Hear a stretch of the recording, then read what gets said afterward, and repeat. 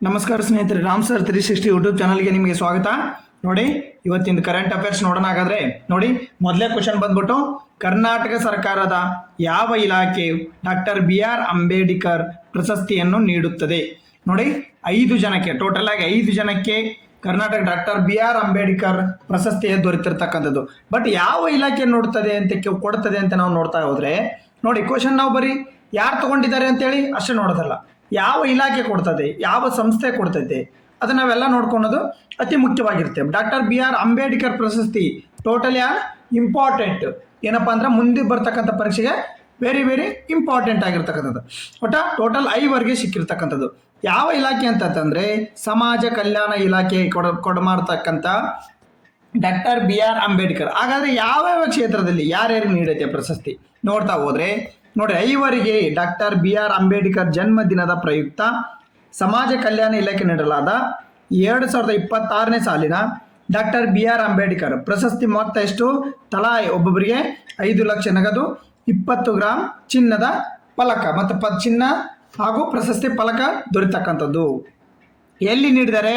Vidhana Soudha banquet ಹಾಲ್ ಅಂತ ಬರ್ತದೆ. ಹಾಗಾದ್ರೆ ಯಾವ್ಯಾವ ಕ್ಷೇತ್ರದಲ್ಲಿ ನೋಡಿ ಪ್ರಶಸ್ತಿ ಪುರಸ್ಕೃತರು ಯಾರ್ಯಾರಾಗಾರೆ? ಬೆಂಗಳೂರು ಕೇಂದ್ರ ವಿಭಾಗದ ರಾಜೇಶ್ವರಿ ನಗರದ ಮಂಗಳೂರು ವಿಜಯ್ ಹೋರಾಟ ಸಾಹಿತಿ. ಒಬ್ಬೊಬ್ಬರದ್ದು ನೋಡ್ಕೊಂತ ಹೋಗೋಣ, ಯಾಕಂದ್ರೆ ಒಬ್ಬೊಬ್ಬರದ್ದು ಸಪ್ರೇಟ್ನು ಕೇಳ್ಬೋದು, ಅದಕ್ಕೋಸ್ಕರ ನೋಡ್ರಿ. ಕೊಪ್ಪಳ ಜಿಲ್ಲೆಯ ಮಂಗಳೂರು ಗ್ರಾಮರಾದ ಮಂಗಳೂರು ವಿಜಯ್ ಅವರು ಸಮಾಜವಾದಿ ಯುವಜನ ಸಭಾ ಸಂಘಟನೆ ಸಕ್ರಿಯರಾಗಿದ್ದು, ದಲಿತ ಸಂಘರ್ಷಣ ಸಮಿತಿ ಜೊತೆಗೆ ಗುರುತಿಸಿಕೊಂಡು ಚಿತ್ರದುರ್ಗ ಕಲಬುರಗಿ ಸಂಘಟನೆ ಕಟ್ಟಲು ಶ್ರಮಿಸಿದರು. ಸರ್ಕಾರಿ ಕೆಲಸ ಬಿಟ್ಟು ಪತ್ರಕರ್ತ ಮತ್ತು ಸರ್ಕಾರಿ ಕೆಲಸಕ್ಕೆ ಸೇರಿ ದಶಕಗಳಿಂದ ನಿವೃತ್ತರಾದರು. ಕರ್ನಾಟಕ ರಾಜ್ಯ ಪ್ರಕಟಿಸಿದ ಬಾಬಾ ಸಾಹೇಬ್ ಅಂಬೇಡ್ಕರ್ ಅವರ ಬರಹಗಳು ಮತ್ತು ಭಾಷಣ ಮಾಲಿಕೆ ಇಂಗ್ಲಿಷ್ ಲೇಖನಗಳನ್ನು ಅನುವಾದಿಸಿಕೊಟ್ಟಿದ್ದಾರೆ. ಓಕೆ, ಸಂಘರ್ಷ ಅಂಬೇಡ್ಕರ್ ಜೀವನ ಮತ್ತು ಸಾಧನೆ ಇವರ ಮಹತ್ವದ ಕೃತಿಯಾಗಿರ್ತಕ್ಕಂಥದ್ದು. ಯಾವುದು? ಸಂಘರ್ಷ ಮತ್ತು ಅಂಬೇಡ್ಕರ್ ಅವರದ ಜೀವನ ಸಾಧನೆ ಪ್ರಮುಖ ಕೃತಿಯಾಗಿರ್ತಕ್ಕಂಥದ್ದು. ಇನ್ನೊಬ್ಬರು ನೋಡ್ರಿ, HN ಅಣ್ಣಯ್ಯ, ಹಾಸನ ಜಿಲ್ಲೆಯವರು, ಸಕಲೇಶಪುರ ತಾಲೂಕು ಒತ್ತೂರು ಗ್ರಾಮದ ಜನಪರ ದಲಿತರ ಹೋರಾಟಗಾರ ಮತ್ತು HN ಅಣ್ಣಯ್ಯರ 80 ದಶಕದಲ್ಲಿ ರೈತ ಚಳವಳಿ ಸಕ್ರಿಯರಾಗಿದ್ದು, ದಲಿತ ಸಂಘರ್ಷ ಸಮಿತಿ ಹೋರಾಟ ಪಾಲ್ಗೊಳ್ಳರು. 1977ರಲ್ಲಿ ಎಡಕೇರಿ ದಲಿತ ಭೂಮಿಗಾಗಿ ಹೋರಾಟ ಮಾಡಿದ್ದರು ಇವರು. ಓಕೆ, ಮೂಢನಂಬಿಕೆ ಹೆಸರಿನಲ್ಲಿ ಜನರ ಮೇಲಿನ ದಬ್ಬಾಳಿಕೆ ವಿರೋಧಿಸಿ ತನ್ನ ತಂದೆ ದಂಬೂರಿನ ನಿಂಗಾಗಿ ಹೋರಾಟ ಮಾಡಿದ್ರು. ಅಸ್ಪೃಶ್ಯತೆ ದಬ್ಬಾಳಿಕೆ ನೋಡಿಕೊಳ್ಳೋದು, ಹೀಗಾಗಿ ಇವರು ಹೋರಾಟಗಾರರಲ್ಲಿ ಬರ್ತಕ್ಕಂಥದ್ದು. ಇನ್ನೊಬ್ಬರು ಬರ್ರಿ, ಶೋಭಾ ಗಸ್ತಿ ಅನ್ನತಕ್ಕಂಥವ್ರು. ಏನೇ? ಶೋಭಾ ಗಸ್ತಿ, ಬೆಳಗಾವಿ ಜಿಲ್ಲೆಯ ಮೂಡಲಗಿ. ಶೋಭಾ ಗಸ್ತಿ ಹೋರಾಟದ ಬದುಕಿನ ಬಾಲ್ಯದಲ್ಲಿ ಅವರಿಗೆ ದೇವದಾಸಿ ಮಾಡಲಾಗಿತ್ತು. 12ನೇ ವಯಸ್ಸಲ್ಲಿ ಸಂಪ್ರದಾಯ ದಂತ ಲೈಂಗಿಕ ಕಾರ್ಯಕ್ರಮ ಮಾಡ್ತಕ್ಕಂಥದ್ದು. ಮೈರಾಡ್ ಸಂಸ್ಥೆ ಹಾಗೂ ಕರ್ನಾಟಕ ರಾಜ್ಯ ಮಹಿಳಾ ಅಭಿವೃದ್ಧಿ ನಿಗಮದಿಂದ ಶೋಭಾ ಅವರಿಗೆ ಅರಿವು ಮೂಡಿತು. ಕಾನೂನು ಅರಿವು ಪಡೆದುಕೊಂಡು ಇವರು ಬೆಳಗಾವಿ 3600ಕ್ಕೂ ಹೆಚ್ಚು ಮಕ್ಕಳ ದೇವದಾಸಿ ಪದ್ಧತಿ ವಿರುದ್ಧ ಹೋರಾಡಿರ್ತಕ್ಕಂಥ ಕೆಲಸ ಮಾಡಿದವರು. 3ನೇದಾದರೆ 4ನೇದವರು ನೋಡಿ CM ಮುನಿಯಪ್ಪ ಅವರು. ಓಕೆ, ಕೋಲಾರ ತಾಲೂಕಿನ ಚಿಕ್ಕಹಾಳ ಗ್ರಾಮದ CM ಮುನಿಯಪ್ಪ ಅವರು 65 ವರ್ಷಗಳ ಹೋರಾಟದಲ್ಲಿಯೇ ಕಳೆದಿದ್ದಾರೆ. 4 ದಶಕಗಳ ಕರ್ನಾಟಕ ದಲಿತ ಸಂಘಟ ಸಮಿತಿಯ ಜಿಲ್ಲಾ ಸಂಚಾಲಕರಾಗಿ ಕಾರ್ಯನಿರ್ವಹಿಸ್ತಕ್ಕಂಥದ್ದು. 1978ರಲ್ಲಿ ಹೋರಾಟ ಆರಂಭಿಸಿದ ಇವರು ಹಾಸ್ಟೆಲ್ ವಿದ್ಯಾರ್ಥಿಗಳ ಪರವಾಗಿ ದಲಿತ ಮೇಲಿನ ದೌರ್ಜನ್ಯಗಳು ಅವುಗಳ ಬಗ್ಗೆ ಸಮಾಜವಾದಿ ಹೋರಾಟವನ್ನು ನಡೆಸ್ತಕ್ಕಂಥವ್ರು. ಇನ್ನೊಬ್ಬರು ನೋಡ್ತಾ ಹೋದ್ರೆ ಹಾಗಾದ್ರೆ ಹನುಮಂತರಾವ್ B ದೊಡ್ಡಮನಿ. ಇವರೆಲ್ಲಿ ಅವರು ಅಂದ್ರೆ ಕಲಬುರಗಿಯ ಅಫ್ಜಲ್ಪುರ. ನೋಡ್ರಿ, ಇವ್ರದ್ದು ಶೋಭಾ ಗಸ್ತಿ ಇಂಪಾರ್ಟೆಂಟು ನೋಡ್ಕೊಡ್ರಿ. ಮಂಗಳೂರು ವಿಜಯ್, ಇವರಿಬ್ಬರದು ನೋಡ್ಕೊಡ್ರಿ, ಯಾಕಂದ್ರೆ ಶೋಭಾ ಗಸ್ತಿ ದೇವದಾಸಿ ಪದ್ಧತಿ ವಿರುದ್ಧ ಮಾಡಿರ್ತಕ್ಕಂಥವ್ರು. ಜಿಲ್ಲೆ ಅಫ್ಜಲ್ಪುರ ತಾಲೂಕಿನ ಮುಲ್ಲಾಬಾದ್ ಗ್ರಾಮದ ಹಿರಿಯ ಸಾಹಿತಿ ಹನುಮಂತ್ B ದೊಡ್ಡಮನಿ ಅವರು ಚಳುವಳಿ ಸಾಹಿತ್ಯ ಕೃಷಿ ಹೆಸರು ಮಾಡಿದ್ದಾರೆ. ಉಪನ್ಯಾಸಕರಾಗಿ ಮತ್ತು 40ಕ್ಕೂ ಹೆಚ್ಚು ಕೃತಿಗಳು, 8 ಕವನ ಸಂಕಲನ, 3 ಕಥಾ ಸಂಕಲನ. 2024ರಲ್ಲಿ ಕರ್ನಾಟಕ ರಾಜ್ಯೋತ್ಸವ ಪ್ರಶಸ್ತಿಗೆ ಇವರು ಪಾತ್ರರಾಗಿರ್ತಕ್ಕಂಥದ್ದು. ಇವನ್ನ 5 ಜನದ ಹೆಸರು ಯಾವ್ಯಾವ ಕ್ಷೇತ್ರದಲ್ಲಿ ಏನೇನು ಮಾಡಿದ್ದಾರೆ ಸ್ವಲ್ಪ ನೋಡ್ಕೊಡ್ರಿ. ಇಂಪಾರ್ಟೆಂಟ್ ಆಗಿ ಶೋಭಾ ಗಸ್ತಿ. ಓಕೆ, ಇಂಪಾರ್ಟೆಂಟ್ ಆಗಿ ಶೋಭಾ ಗಸ್ತಿ ಅವರು, ಮಂಗಳೂರು ವಿಜಯನ್ ಮತ್ತು ಹನುಮಂತರಾಯ್ ದೊಡ್ಡಮನಿ ಅವ್ರ ಬಗ್ಗೆ ನೋಡ್ಕೊಡ್ರಿ. Okay, next question. According to the Asian development bank, ADB ಅಂತ ಕರಿತೀವಿ ನಾವು. ಓಕೆ, ಮಲಾಲದಲ್ಲಿ ಇರ್ತಕ್ಕಂಥದ್ದು ಹೆಡ್ ಕ್ವಾರ್ಟರ್ಸ್ ಇದು. What is the projected GDP growth rate of India?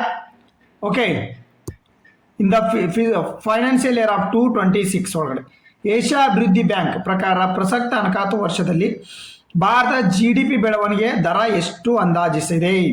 ನೋಡ್ರಿ, ನ್ಯೂಸ್ ಪೇಪರಲ್ಲೇ ಕೊಟ್ಟಿರ್ತಕ್ಕಂಥದ್ದು ಪ್ರಗತಿ 6.9. ಎಷ್ಟು? 6.9 ಪ್ರಗತಿ ಹೊಂದಿರತಕ್ಕಂಥದ್ದು ಅವರು ಅಂದಾಜಿಸಿರ್ತಕ್ಕಂಥದ್ದು. ಓಕೆ, ಆಮೇಲೆ ವಿಶ್ವ ಬ್ಯಾಂಕಿಂದ ನೋಡ್ಕೋರಿ. ಓಕೆ, ವಿಶ್ವ ಬ್ಯಾಂಕು, ಇನ್ನೊಂದು ಯಾವುದು ವರ್ಲ್ಡ್ ಬ್ಯಾಂಕು ಅಥವಾ ವಿಶ್ವ ಬ್ಯಾಂಕು, ಇನ್ನೊಂದು ಯಾವುದೋ ಉರಾನ್ ಸಂಸ್ಥೆನೇ ಯಾವುದೋ ಸಂಸ್ಥೆ ಐತಲ್ಲ ಅದೊಂದು ಸಂಸ್ಥೆ ನೋಡ್ಕೊಡ್ರಿ. ಮತ್ತು ನಮ್ಮ ಸಾಂಕೇತಿಕ ಇಲಾಖೆ, ನಮ್ಮದು ಭಾರತ ಸಾಂಕೇತಿಕ ಇಲಾಖೆ 8.2 ಅಂತ ಹೇಳಿತ್ತು, ಬಟ್ ಅದನ್ನು ಕಡಿಮೆ ಮಾಡೈತಿ ಈಗ 7.6 ಅಂತ ಹೇಳೈತಿ. ಓಕೆ, ಅವ್ನು ಸ್ವಲ್ಪ ನೋಡ್ಕೊಡ್ರಿ. ಭಾರತೀಯ ಸಾಂಕೇತಿಕ ಇಲಾಖೆ, ವರ್ಲ್ಡ್ ಬ್ಯಾಂಕು, ಇದೊಂದು ADBದು, ಇವನ್ 3 ನೋಡ್ಕೋಬೇಕಾಗತ್ತೆ. ಯಾಕೆ ಯಾವುದೇ ಎಕ್ಸಾಮಿಗೆ ಹೋಗ್ಬೇಕಾದ್ರೆ ನೀವು GDP 8.6 6.9 ಪ್ರಗತಿ GDP ADB ಹೇಳ್ತಕ್ಕಂಥದ್ದು. ನೋಡ್ರಿ, ಬೆಳವಣಿಗೆ ದರ 6.9 ಮತ್ತು 2027-28 ಸಾಲಿ 7.3 ಆಗಲೆಂದು ಏಷ್ಯಾ ಅಭಿವೃದ್ಧಿ ಬ್ಯಾಂಕ್ ಅಂದಾಜು. ದೇಶದ ಸರಕು ಮತ್ತು ಸೇವೆಗಳ ಬೇಡಿಕೆ ಸದೃಢವಾಗಿರುವಂತೆ ಪ್ರಗತಿ ಏರಿಕೆ ಕಾರಣವಾಗಿದೆ ಎಂದು ಶುಕ್ರವಾರ ತಿಳಿಸಿದೆ. ಈ ಮೊದಲು 2026-27 GDP 6.5 ಅಂತ ಹೇಳಿತ್ತು, ಬಟ್ ಈಗ ಇನ್ಕ್ರೀಸ್ ಮಾಡಿತ್ತು. ಪಶ್ಚಿಮ ಏಷ್ಯಾ ಸಂಘರ್ಷದ ಇಂಧನ ದರ ಹೆಚ್ಚಳವಾಗಿ ಮತ್ತು ವ್ಯಾಪಾರ ಅಡಚಣೆ ಉಂಟಾಗಿದೆ. ಇದು ದೇಶದ ಬೆಳವಣಿಗೆ ಮೇಲೆ ಒತ್ತಡ ಉಂಟು ಮಾಡಬಹುದೆಂದು ಹೇಳಿರ್ತಕ್ಕಂಥದ್ದು.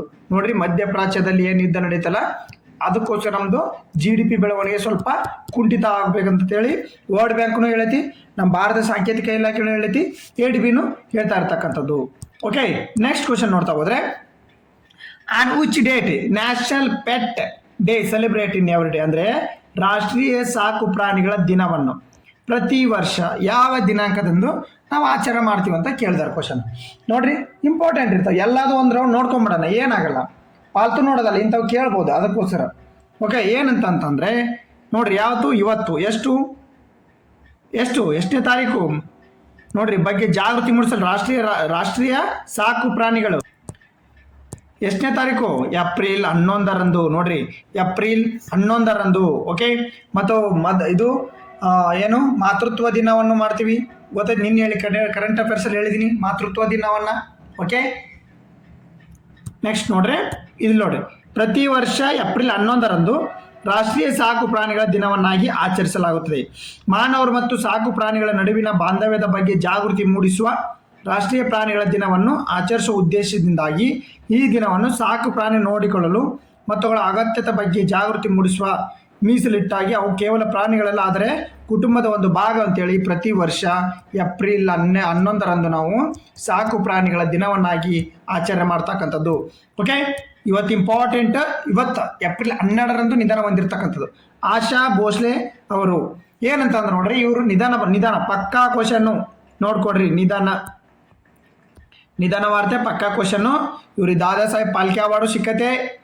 ಓಕೆ, ನೋಡ್ರಿ, ಭಾರತದ ಜನಪ್ರಿಯ ಗಾಯಕಿ ಆಶಾ ಭೋಸ್ಲೆ ಅವರು 92ನೇ ವಯಸ್ಸಿನಲ್ಲಿ ಅಂಗಾಂಗ ವೈಫಲ್ಯದಿಂದ ಏನವರು ಭಾನುವಾರ ಅಂದರೆ ಇವತ್ತು ಇತ್ತೀಚೆಗೆ ಈಗ ಒಂದು 12-11 ಗಂಟೆಗೆ ಮರಣ ಹೊಂದಿರತಕ್ಕಂಥದ್ದು. ಹಿನ್ನೆಲೆ ಬಗ್ಗೆ ನೋಡೋದಾದ್ರೆ ಇವರು ಸೆಪ್ಟೆಂಬರ್ 8, 1933ರಂದು ಮಹಾರಾಷ್ಟ್ರದ ಸಾಂಗ್ಲಿಯಲ್ಲಿ ಜನಿಸಿದರು. ಇವರು ಪ್ರಸಿದ್ಧ ಗಾಯಕಿ ಲತಾ ಮಂಗೇಶ್ವರ ಕಿರಿಯ ಸಹೋದರಿ, ಅಥವಾ ಗೊತ್ತಾ ಕಿರಿಯ ಸಹೋದರಿ. ಇವರ ಮೊದಲ ಹಾಡಾಗಾದ್ರೆ ಯಾವುದು? 1943ರಲ್ಲಿ ಮಾಜಾ ಬಾಲ್ ಎಂಬ ಮರಾಠಿ ಚಿತ್ರದ ಮೂಲಕ ಗಾಯನ ವೃತ್ತಿಯನ್ನು ಆರಂಭಿಸಿದರು. ಭಾಷೆಯ ಇವರು ಕನ್ನಡ ಸೇರಿದಂತೆ 20ಕ್ಕೂ ಹೆಚ್ಚು ಭಾಷೆಗಳಲ್ಲಿ ವಿದೇಶಿ 12,000 ಹೆಚ್ಚು ಹಾಡುಗಳಲ್ಲಿ ಹಾಡಿದ್ದಾರೆ. ನೋಡ್ರಿ, ಇವರು ಗ್ರಾಮಿ ಪ್ರಶಸ್ತಿ ಬರ್ತಾರೆ ಸಂಗೀತದಲ್ಲಿ, ಆ ಪ್ರಶಸ್ತಿಗೂ ನಾಮನಿರ್ದೇಶನಗೊಂಡಿದ್ರು. ಇವರು ಎಷ್ಟಾಗ 1997ರಲ್ಲಿ ಮೊದಲ ಭಾರತೀಯ ಗಾಯಕಿ ಎಂದು ಹೆಗ್ಗಳಿಕೆಗೆ ಇವರು ಲೆಗೆಸಿ ಆಫ್ ಆಲ್ಬಮ್ಗಾಗಿ ಓಕೆ ನೋಡ್ರಿ ನಾಮಿನಿ ಆಗಿದ್ರು. ಭಾರತದ ಮೊದಲ ಗಾಯಕಿ ನಾಮನಿರ್ದೇಶನಗೊಂಡವರು ಯಾರು? ಆಶಾ ಭೋಸ್ಲೆ ಅವರು. ಓಕೆ ನೋಡ್ರಿ, ಇವ್ರ ಪ್ರಶಸ್ತಿ ಪದ್ಮಭೂಷಣ 2008ರಲ್ಲಿ ಭಾರತ 2ನೇ ಅತ್ಯುತ್ತಮ ನಾಗರಿಕ ಪ್ರಶಸ್ತಿ. ದಾದಾ ಸಾಹೇಬ್ ಫಾಲ್ಕೆ ಭಾರತೀಯ ಸಿನಿಮಾ ರಂಗದ ಅತ್ಯುತ್ತಮ ಪ್ರಶಸ್ತಿ 2000ರಲ್ಲಿ. ಗಿನ್ನಿಸ್ ವರ್ಲ್ಡ್ ರೆಕಾರ್ಡು 2000 ಅತಿ ಹೆಚ್ಚು ಹಾಡುಗಳ ರೆಕಾರ್ಡು, ಮೋಸ್ಟ್ ರೆಕಾರ್ಡೆಡ್ ಎಷ್ಟು 12,000ಕ್ಕೂ ಹೆಚ್ಚು ಹಾಡುಗಳನ್ನು ಆಡಿದ್ದಾರೆ ಇವರು. ಓಕೆ, ರಾಷ್ಟ್ರೀಯ ಚಲನಚಿತ್ರ ಪ್ರಶಸ್ತಿ ಉಮ್ರಾನ್ ಜಾನ್ ಮತ್ತು ಇಜಾಯ್ ಚಿತ್ರಗಳ ಹಾಡಿಗಾಗಿ ಮಹಾರಾಷ್ಟ್ರ ಭೂಷಣ 2021ರಲ್ಲಿ ಮಹಾರಾಷ್ಟ್ರ ಸರ್ಕಾರ ಅತ್ಯುನ್ನತ ಪ್ರಶಸ್ತಿ. ಆಶಾ ಭೋಸ್ಲೆ ಅವರು ಕನ್ನಡ ಚಿತ್ರಕ್ಕೂ ಹಾಡಿದ್ದಾರೆ. ಯಾವ ಧ್ವನಿಗೆ, ಯಾವ ಪಿಕ್ಚರ್ಗೆ? ಉದಾಹರಣೆ ಕುಲವಧು ಚಿತ್ರದ ಒಲವಿನ ಪ್ರಿಯತಮ ಹಾಡು ಇಂದು ಜನಪ್ರಿಯ ನೋಡ್ರಿ, ಅವರ ಆತ್ಮಕಥನ ನೋಡ್ಕೊಡ್ರಿ, ಇದು ಇಂಪಾರ್ಟೆಂಟ್ ಇಲ್ಲೇ ನೋಡ್ರಿ. Asha memory in the melody, Asha Bhosle ಅವರದ ಆತ್ಮಕಥನ 2025 ಜನವರಿಲಿ ಅಧಿಕೃತವಾಗಿ ಬಿಡುಗಡೆ ಆಗಿರ್ತಕ್ಕಂಥದ್ದು. ಓಕೆ, ಇನ್ನು ಸ್ವಲ್ಪ ನೋಡ್ಕೊಡ್ರಿ. ಓಕೆ, ನೋಡಿಲಿ ಜಿಕೆ ಟುಡೇನು the trade receivable discounting system platform the regulating by the which authority. Trade receivable discount system platform ಯಾವ ಪ್ರಾಧಿಕಾರ ನಿಯಂತ್ರಣ ಮಾಡುತ್ತೆ? ಓಕೆ ನೋಡ್ರಿ, ಯಾಕಂದ್ರೆ ಟ್ರೇಡ್ ರಿಸೀವಬಲ್ ಡಿಸ್ಕೌಂಟ್ ಇತ್ತೀಚೆಗೆ ಟ್ರೇಡಿನ ಬಗ್ಗೆ ಅತಿ ಹೆಚ್ಚು ನ್ಯೂಸಲ್ಲಿ ಇರ್ತಕ್ಕಂಥದ್ದು. ಓಕೆ, ಈಗ ನೋಡ್ರಿ ನಮ್ದು ಏನು ಟ್ರೇಡ್ ಡೆಫಿಸಿಟ್ಟು ಅವೆಲ್ಲ ನ್ಯೂಸಲ್ಲಿ ಇರ್ತಕ್ಕಂಥದ್ದು. ಯಾವ ಪ್ರಾಧಿಕಾರ ನಿಯಂತ್ರಿಸುತ್ತಂದ್ರೆ ಭಾರತೀಯ ರಿಸರ್ವ್ ಬ್ಯಾಂಕ್, RBI ನಮ್ದು ನಿಯಂತ್ರಣ ಮಾಡತಕ್ಕಂಥದ್ದು. ಏನಿದ್ರ ಮಾಹಿತಿ ನೋಡೋದಾದ್ರೆ ನೋಡ್ರಿ, ವ್ಯಾಪಾರ ಮಾಡುವ ಸುಲಭತೆಯನ್ನು ಹೆಚ್ಚಿಸುವ ಟ್ರೇಡ್ ರಿಸೀವಬಲ್ ಡಿಸ್ಕೌಂಟಿಂಗ್ ಸಿಸ್ಟಮ್ ಪ್ಲಾಟ್ಫಾರ್ಮ್ಗಳನ್ನು ಸೂಕ್ಷ್ಮ, ಸಣ್ಣ ಮತ್ತು ಮಧ್ಯಮ ಉದ್ಯಮಗಳಿಗೆ ಸೇರಿಕೊಳ್ಳುವಲ್ಲಿ ಡ್ಯೂ ಡಿಲಿಜೆನ್ಸ್ ಅನ್ನು ತೆಗೆದುಹಾಕಲು ಭಾರತೀಯ ರಿಸರ್ವ್ ಬ್ಯಾಂಕ್ ಪ್ರಸ್ತಾಪಿಸಿದೆ. ಟ್ರೇಡ್ ರಿಸೀವಬಲ್ ಡಿಸ್ಕೌಂಟಿಂಗ್ ಸಿಸ್ಟಮ್ ಒಂದು ಎಲೆಕ್ಟ್ರಾನಿಕ್ ಪ್ಲಾಟ್ಫಾರ್ಮ್ ಆಗಿದ್ದು ಬಹು ಹಣಕಾಸಿನ ದಾರರ ಮೂಲಕ MSME ವ್ಯಾಪಾರ ಸ್ವೀಕಾರಗಳಿಗೆ ಹಣಕಾಸು ರಿಯಾಯಿತಿಯನ್ನು ಸಕ್ರಿಯಗೊಳಿಸತಕ್ಕಂಥದ್ದು. ಈ ವೇದಿಕೆಯನ್ನು ಭಾರತೀಯ ರಿಸರ್ವ್ ಬ್ಯಾಂಕ್ ನಿಯಂತ್ರಿಸುತ್ತದೆ. ಅಂದರೆ ಸಣ್ಣ ಉದ್ಯಮಗಳಿಗೆ ತ್ವರಿತ ಪಾವತಿಗಳು, ಸುಧಾರಿತ ಕಾರ್ಯನಿರ್ವಹಿತ ಬಂಡವಾಳವನ್ನು ಖಚಿತಪಡಿಸುವುದು ಇದರ ಮೇನ್ ಉದ್ದೇಶ ಆಗಿರತಕ್ಕಂಥದ್ದು. ಓಕೆ, ನೆಕ್ಸ್ಟ್ ನೋಡೋದಾದ್ರೆ ಭಾರತೀಯ ಕೃಷಿ ಸಂಶೋಧನಾ ಮಂಡಳಿ ಪ್ರಧಾನ ಕಚೇರಿ ಎಲ್ಲಿದೆ? ICAR the Indian council agriculture research. ICAR ಎಲ್ಲಿದೆ? ಎಲ್ಲಿರ್ತಕ್ಕಂಥದ್ದು? ICAR ನವದೆಹಲಿ ಇರ್ತಕ್ಕಂಥದ್ದು. ಓಕೆ, ಎಲ್ಲಿರ್ತಕ್ಕಂಥದ್ದು? ನವದೆಹಲಿ. ನೆಕ್ಸ್ಟ್ ನೋಡೋಣ. ನೋಡಿ, ಕೃಷಿ ಕ್ಷೇತ್ರದ ಸವಾಲುಗಳನ್ನು ತಗ್ಗಿಸುವ ತಂತ್ರಗಳನ್ನು ವಿನ್ಯಾಸಗೊಳಿಸಲು ಭಾರತೀಯ ಕೃಷಿ ಸಂಶೋಧನಾ ವಿಶೇಷ ಕಾರ್ಯಪಡೆ STF ಸ್ಪೆಷಲ್ ಟ್ರೇಡ್ ನೋಡ್ರಿ ಸ್ಪೆಷಲ್ ಟ್ರೇಡ್ ಫೌಂಡೇಶನ್. ಓಕೆ, ಭಾರತೀಯ ಕೃಷಿ ಸಂಶೋಧನಾ ಮಂಡಳಿ ICAR ಕೃಷಿ ಸಂಶೋಧನೆ ಮತ್ತು ಶಿಕ್ಷಣ ಇಲಾಖೆ ಮತ್ತು ಕೃಷಿ ರೈತರ ಕಲ್ಯಾಣ ಸಚಿವಾಲಯದ ಅಡಿಯಲ್ಲಿ ಸ್ವಾಯತ್ತ ಸಂಸ್ಥೆಯಾಗಿ ಇದನ್ನು ರಾಯಲ್ ಕೃಷಿ ಆಯೋಗದ ಶಿಫಾರಸುಗಳ ಆಧಾರದ ಮೇಲೆ 1860ರಲ್ಲಿ ಸಂಘಗಳ ನೋಂದಣಿ ಕಾಯ್ದೆ ಅಡಿಯಲ್ಲಿ ಜುಲೈ 16, 1929ರಂದು ಸ್ಥಾಪಿಸಲಾಯಿತು. ಓಕೆ, ಹಸಿರು ಕ್ರಾಂತಿ ಮತ್ತು ಕೃಷಿ ಕ್ರಾಂತಿಯ ಉನ್ನತ ಶಿಕ್ಷಣವನ್ನು ಮುಂದುವರಿಸುವಲ್ಲಿ ICAR ಪ್ರಮುಖ ಪಾತ್ರ ವಹಿಸಿ ಇದರ ಪ್ರಧಾನ ಕಚೇರಿ ಎಲ್ಲಿದೆ? ನವದೆಹಲಿ ಇಲ್ಲಿರ್ತಕ್ಕಂಥದ್ದು. ICAR ನೆನಪಿರಲಿ, ಕೇತನ ಭಾಳ ಸರಿ ಕೇಳೋಣ ಕ್ವಶನು. ನೆಕ್ಸ್ಟ್ ನೋಡ್ರಿ, ರಾಷ್ಟ್ರೀಯ ಕ್ವಾಂಟಮ್ ಮಿಷನ್ ಅನ್ನು ಯಾವ ಸಂಸ್ಥೆ ಪ್ರಾರಂಭಿಸಿದೆ? ವಿಜ್ಞಾನ ಮತ್ತು ತಂತ್ರಜ್ಞಾನ ಇಲಾಖೆ, ವೈಜ್ಞಾನಿಕ ಮತ್ತು ಸಂಶೋಧನಾ ಮಂಡಳಿ, ಭಾರತೀಯ ಬಾಹ್ಯಾಕಾಶ ಸಂಶೋಧನಾ ಮಂಡಳಿ, ಓಕೆ, ಭಾರತೀಯ ಎಲೆಕ್ಟ್ರಾನ್ ಮತ್ತು IT ಸಚಿವಾಲಯ. ಯಾವ ಇಲಾಖೆ ಅಂತಂತಂದ್ರೆ ವಿಜ್ಞಾನ ಮತ್ತು ತಂತ್ರಜ್ಞಾನ ಇಲಾಖೆ. ಯಾವ ಇಲಾಖೆ? ವಿಜ್ಞಾನ ಮತ್ತು ತಂತ್ರಜ್ಞಾನ ಇಲಾಖೆ. ಏನಿದ್ರ ಮಾಹಿತಿ ನೋಡೋದಾದ್ರೆ ಸುರಕ್ಷಿತ ಸಂವಹನ ತಂತ್ರಜ್ಞಾನದಲ್ಲಿ ಪ್ರಮುಖ ಪ್ರಗತಿ. ರಾಷ್ಟ್ರೀಯ ಕ್ವಾಂಟಮ್ ಮಿಷನ್ ಅಡಿಯಲ್ಲಿ ಭಾರತವು 1000 ಕಿಲೋಮೀಟರ್ ಕ್ವಾಂಟಮ್ ಸಂವಹನ ಜಾಲವನ್ನು ಯಶಸ್ವಿಯಾಗಿ ಪ್ರದರ್ಶಿಸಿದೆ. ಓಕೆ, ರಾಷ್ಟ್ರೀಯ ಕ್ವಾಂಟಮ್ ಮಿಷನ್ ಅನ್ನು ವಿಜ್ಞಾನ ಮತ್ತು ತಂತ್ರಜ್ಞಾನ 2024-23 ಸಾಲಿನಲ್ಲಿ 2030-31ರವರೆಗೆ 6300 ಕೋಟಿ ವೆಚ್ಚದಲ್ಲಿ ಪ್ರಾರಂಭಿಸಲು ಉದ್ದೇಶಿಸಿದೆ. ವೈಜ್ಞಾನಿಕ ಮತ್ತು ಕೈಗಾರಿಕಾ ಸಂಶೋಧನೆ ಮತ್ತು ಅಭಿವೃದ್ಧಿ R&D ಯನ್ನು ಬೀಜ ಪೋಷಣೆ ಹೆಚ್ಚಿಸುವುದು ಮತ್ತು ಕ್ವಾಂಟಮ್ ತಂತ್ರಜ್ಞಾನ ನವೀನ ಪರಿಸರ ವ್ಯವಸ್ಥೆಯನ್ನು ರಚಿಸುವುದು ಇದರ ಉದ್ದೇಶವಾಗಿರ್ತಕ್ಕಂಥದ್ದು.